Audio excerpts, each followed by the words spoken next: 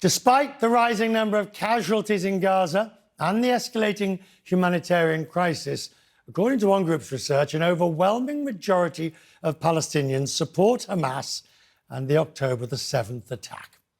In a new poll by 1,200 people in Gaza and the West Bank by the Palestinian Center for Policy and Survey Research, 72% said Hamas's decision to attack Israel was correct. 22% say it was incorrect. The Gaza surveying was done during the recent truce. Add to that, US intelligence agencies are warning that Hamas's influence has grown dramatically since the attacks. And some analysts fear in the US that Israel's military response is actually fueling Hamas's popularity and inspiring more terrorism. One official said support has grown in the region, with many viewing it as the one group that is actually standing up to Israel. Now, an expert has studied public opinion in the Arab world for decades. Shibley Telhami is the Anwar Sadat Professor for Peace and Development at the University of Maryland, also Senior Fellow at Brookings. With me now, sir. Thank you. Now, to the point on right away, everybody said, well, you're just breeding the next generation of terrorists if you continue with the war like it's going. So that much was known from the beginning. But this idea that such a very high percentage support the attack on October the 7th, doesn't that give Israel its justification for basically saying, what were we supposed to do? You've got a bunch of people here who are happy that our civilians got massacred.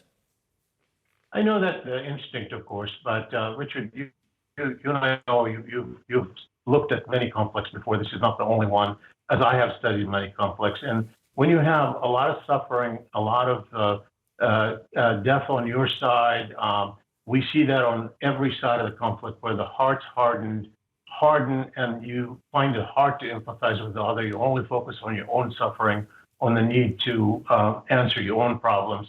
So we see that not only on the Palestinian side, we see it on the Israeli side. I mean, look at how the Israelis, many of them, after the horrific attack by Hamas on October 7th, many said, let's level Gaza, including even the president of Israel, who's considered moderate by Israeli political standards, said, there are no, innocent people essentially in Gaza. And now you find also, despite the fact that every human rights organization has essentially labeled, Israeli action in Gaza as a war crime, the overwhelming majority of Israelis don't see it that way. And on the Palestinian side, by the way, in the same poll, remember, most of them don't believe that Hamas committed war crimes. Most of them have never seen the evidence or looked at it. And that's what happens. So it's not a shocking thing to me. It is an unfortunate product of war, typically.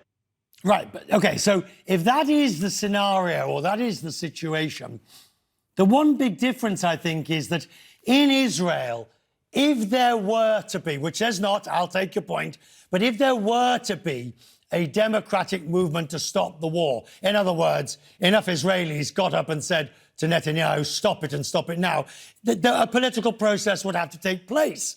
We're not seeing anything like that. 20,000 Palestinians dead. And frankly, the view from Hamas is, well, we really don't care. Well, I mean, the bottom line is you're right. There is no political process on the horizon. And I think, that this reality, of course, existed prior to October 7th. I mean, in fact, one reason why many Palestinians support Hamas is not because they embrace Hamas's message or they believe in its Islamist ideology. Many Palestinians who are now saying they're supported are really secular. They don't want Hamas to rule over them. But there's been so much despair over the years, the decades, really, more than a lifetime for most of them, more than a half a century, both in Gaza and the West Bank, who've been suffering. Right. And peaceful methods didn't work, right? So that essentially, I wrote a piece in April saying that our own administration, the Biden administration, I know it wants to clamp down on violence, but instead it was stoking it by essentially taking away the peaceful means. For example, not responding to increasing settler violence. For example, protecting settlement building at the UN. For example, seeking Israeli agreements with Arab states at the expense of the Palestinians. People were very, very frustrated, even if they didn't embrace Hamas, and they were frustrated by the Palestinian Authority, which was seen to be essentially a subcontractor for Israeli security instead of looking after its interests. So that is essentially the dynamic that Hamas exploited for its own purposes, but exploited on October 7th. Now, obviously, I realise that neither in Israel or indeed in the Muslim world is Christmas celebrated per se, but we are only several days away, and the birthplace is in the region, and there is no, as I stand here or sit here tonight talking to you, Shibley, I cannot see any way in which this moves forward with to some sort of truce or to some sort of ceasefire. Now, of course, it can come out of left field at the last minute, and a bit of Christmas cheer may somehow, somewhere. But am I wrong? No, I think, let's put it this way. Theoretically, major crises of this sort, this is like, one in decades kind of crisis, can open up theoretically political opportunities, diplomatic opportunities.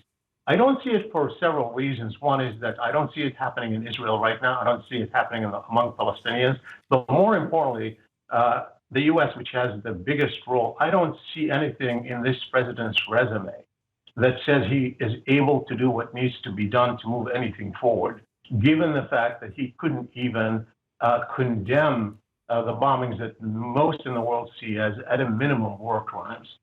So it's, and even worse, being essentially complicit in them. So it's a problem right now for diplomacy. And I would go even further. I don't think it's right to talk about it now, because we're near an ending. We need to think about ending the conflict. Both Palestinians and Israelis are suffering. A lot of mostly innocents, as you know. I mean, people are homeless. People are, facing increasing casualties. But also, we still are possibly facing escalation.